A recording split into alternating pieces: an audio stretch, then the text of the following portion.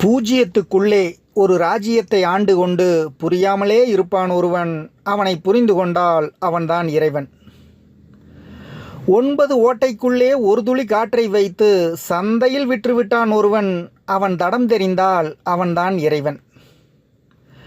முற்றும் கசந்ததென்று பற்றறுத்து வந்தவர்க்கு சுற்றமென நின்றிருப்பான் ஒருவன். அவனை தொடர்ந்து சென்றால் அவன்தான் இறைவன். தென்னையில நீருக்குள்ளே தேங்கியுள்ள ஓட்டுக்குள்ளே தேங்காயை போலிருப்பான் ஒருவன்.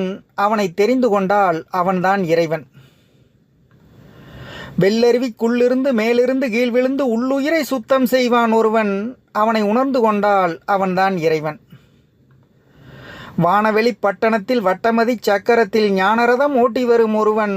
அவனை நாடிவிட்டால் அவன்தான் இறைவன்.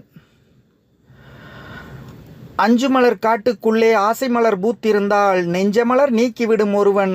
அவனை நினைத்து கொண்டால் அவன்தான் இறைவன்.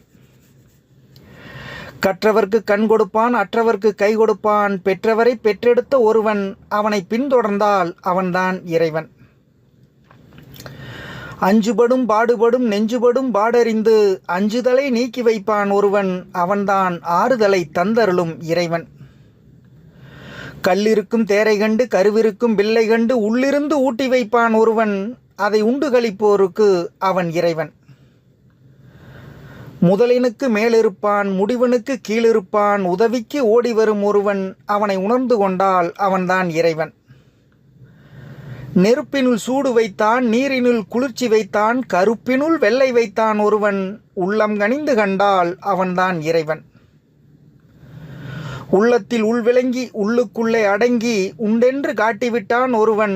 ஒரு உருவமிலா அவன்தான் இறைவன். கோழிக்குள் முட்டை வைத்து முட்டைக்குள் கோழி வைத்து வாழைக்கும் கொன்று வைத்தான் ஒருவன்.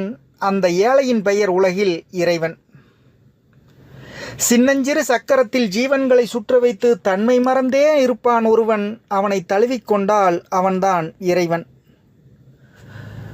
தான் பெரிய வீரன் என்று தலை நிமிர்ந்து வாழ்பவருக்கும் நாள் குறித்து கூட்டிச் செல்லும் ஒருவன். அவன்தான் நாடகத்தை ஆட வைத்த இறைவன்.